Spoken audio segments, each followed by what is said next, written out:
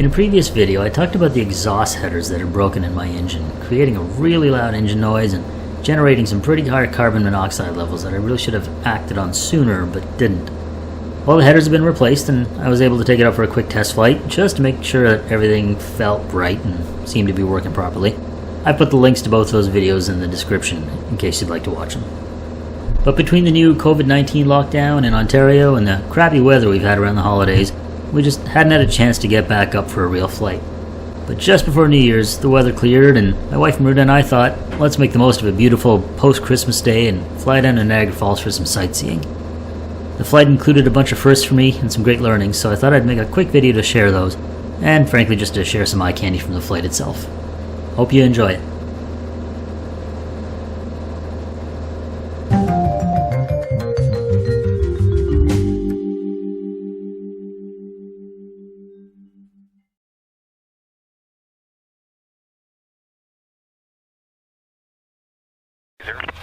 Clear takeout, Charlie Fox Whiskey.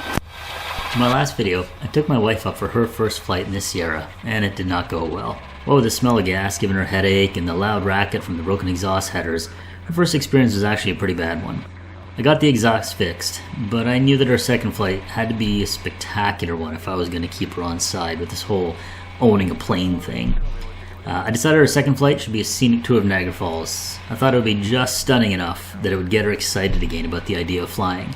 But it would have to go perfectly, so I spent quite a bit of time planning this one out.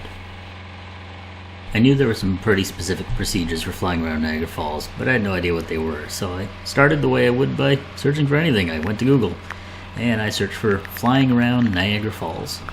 But the first couple dozen entries I found were all about flying in from the US side, which I wasn't sure was going to be applicable to me. So I went back to my trusty VNC. No, not the paper one. What am I, a student? Kidding. But seriously, with ForeFlight having VNCs built in, zoomable, and overlaid with all sorts of detailed info on airports and airspace, why would I use the paper charts again unless I'm stuck without my iPad? When I looked at the VNC, I saw the call-out box telling me to check out the Niagara Falls VTPC. Huh? I'd never looked at a VTPC before. In fact, I'm kind of embarrassed to admit I didn't even know they existed. As part of PPL training, you don't really spend much time with the Canada Flight Supplement, and what little time you do spend is mostly spent on the basics. My instructors hadn't worked with me to learn the details like VTPCs or special CTAF zones around Canada or anything like that. So I dug into the bowels of the CFS myself, and luckily it was pretty straightforward and very prescriptive about the procedures around the falls. Enter from the Canadian side starting at a particular checkpoint and along a particular vector, then follow a prescribed clockwise pattern around the falls, making calls along the way, and be sure to stay above 3,500 feet MSL. It lays out what frequency to use to check the ATIS, and what CTAF to use to make radio calls and monitor for other tourist traffic. It all sounded pretty straightforward, but I did decide I wanted to make sure all the frequencies I'd need along the way would be readily available, so I wrote them down in my iPad's Notes app. And that was my first lesson today. Trust the CFS. Whenever I have a question that I'm not sure where to get the answer, I should probably just start there.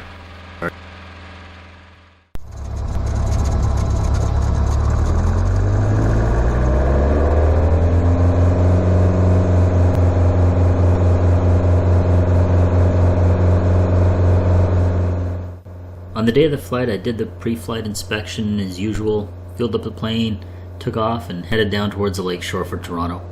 Pretty comfortable with all of this now, so I was able to take some time to make sure my wife was feeling comfortable as well.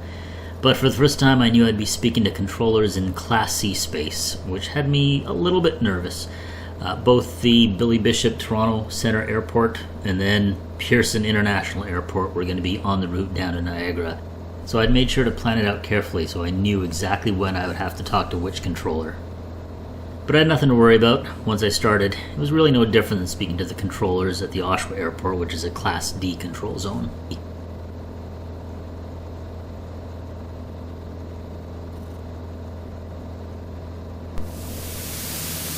City Towers, Golf Charlie Foxtrot Whiskey. Do you want me north or south of CN Tower? Charlie Foxtrot Whiskey, whatever you want to find slots for traffic by Humber Bay, about 5 miles ahead of you, opposite direction.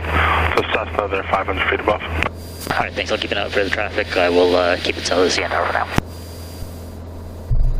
Things are so quiet these days with airline traffic that when I asked the controller whether he wanted me north or south of the CN Tower, he told me to take my pick, which is not what I expected. Normally the controllers at City like the aircraft on City tourists to stay north of the CN Tower to keep the airspace in the vicinity of the airport clear for airliners. But this was great. It gave us a chance to see the entire Toronto skyline from the lake.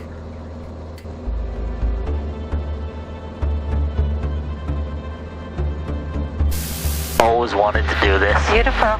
Really is. I've always wanted to do this tour of the city. On the way back, we'll stay on the north side, go right over downtown.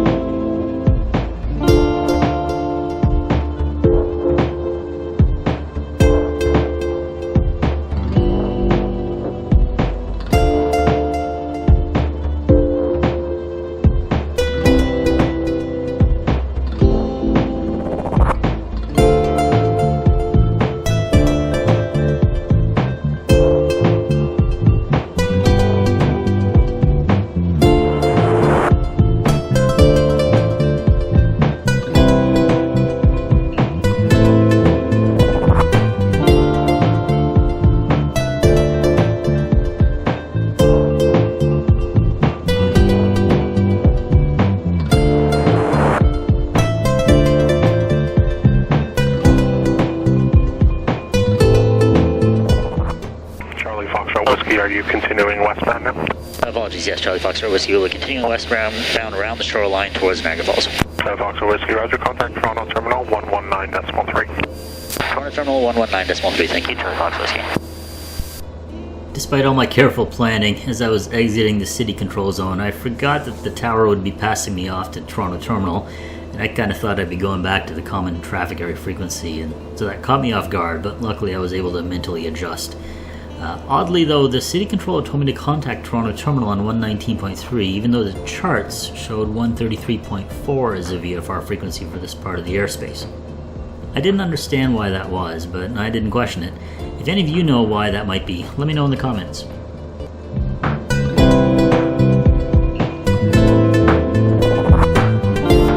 look at all those boats there.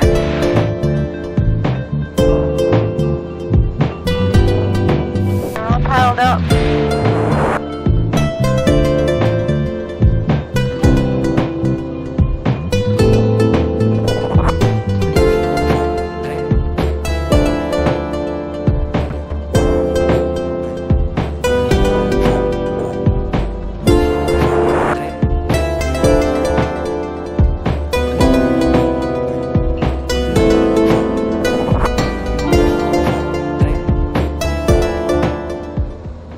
One other unexpected change, Terminal stayed with me longer than I expected. Based on the chart, I thought I'd be going back to the CTAF around Burlington, but they stayed with me until they handed me off to St. Catharines Radio somewhere around Grimsby. I didn't know if this was some change due to the COVID situation, or if this is normal operating procedure or what, so again, if you know why that might be, let me know in the comments. This did give me my second lesson for the day though, which is when you're talking to air traffic control, particularly in busy areas and Class C control zones, be prepared for anything. Don't expect that what you thought was going to happen is going to happen. If they need to move you around, they're going to move you around. If they want to stick with you longer, they're going to stick with you longer. Just be prepared to have to deal with the unexpected and things should go just fine. Niagara Falls traffic, this is Beach 24 Golf Charlie Foxtrot Whiskey, 3,500 feet, just approaching the 420 QEW checkpoint. We'll be doing scenic view tour of the falls.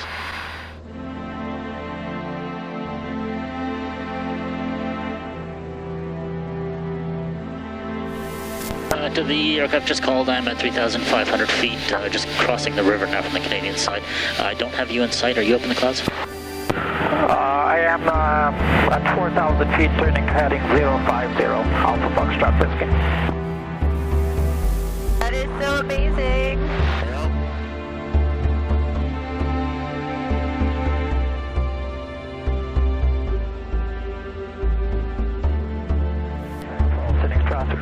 Foxtrot Whiskey, Rainbow Bridge.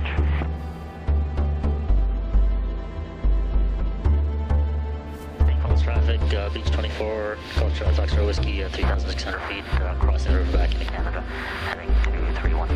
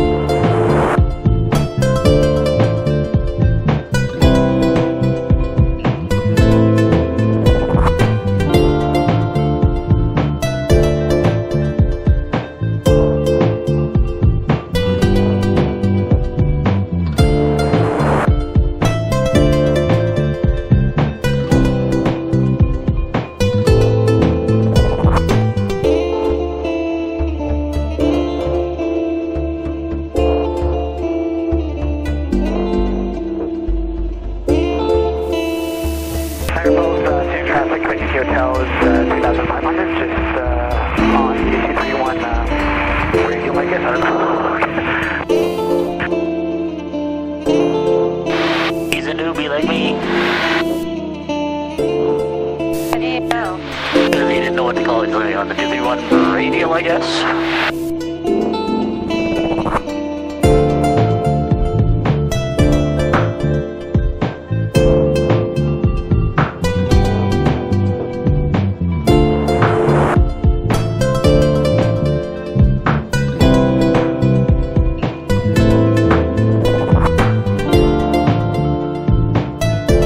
After a few circuits at Falls, it was time to head back to Toronto.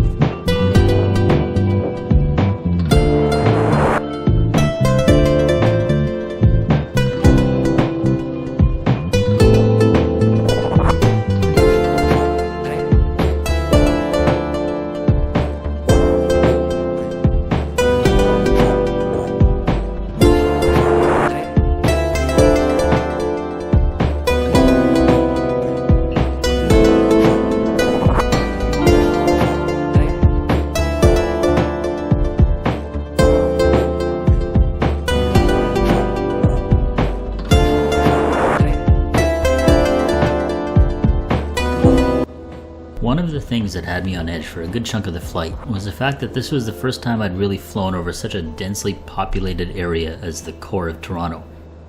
This meant that if I were to lose the engine or have to put the plane down for any other reason, it wouldn't be easy to find a nice, big, empty field to land in.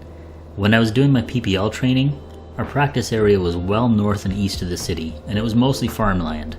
Emergency landing areas were all over the place. This was a new experience for me, and to be honest, I wasn't really sure what I would do. I thought about this as we were flying down to Niagara, and eventually I decided the best thing to do would be to land on a road. The problem with that approach is that in Toronto, most of the neighborhoods along Lakeshore are pretty old, and there are a lot of power lines and telephone wires crisscrossing the roads. So I'd need to find a large thoroughfare or even a highway to put it down on. While you can't pre-plan every eventuality, there's no way I'd have a potential landing spot picked out in advance for every moment of the flight. I did resolve to spend more time before my next flight over a major city, looking at the major roads, identifying any large open fields, beaches, etc., so I'd at least have some options in mind. And this was my third lesson of the day. All the flying I did during my PPL didn't prepare me for flying over heavily populated areas, and I really do need to do more research before these sorts of flights. But for now, let's enjoy the flight back over downtown Toronto.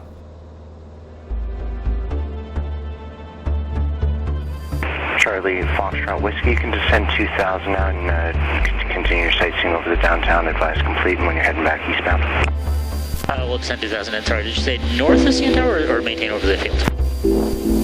Charlie Fox Whiskey, if you want to go over the downtown now, you can. Let me know when you're done with whatever sightseeing you're doing and heading back to Oshawa. Roger, thank you.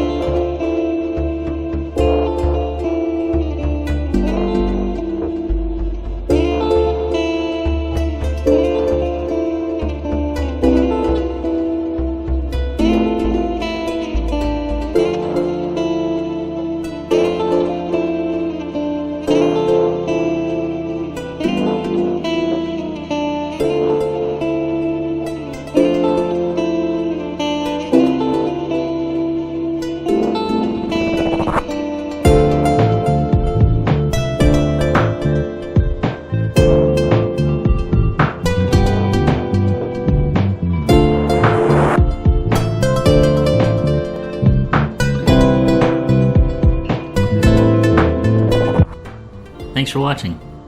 If you enjoyed the video, give it a thumbs up, and if you want to see more of these videos, hit the subscribe button. I'll see you next time.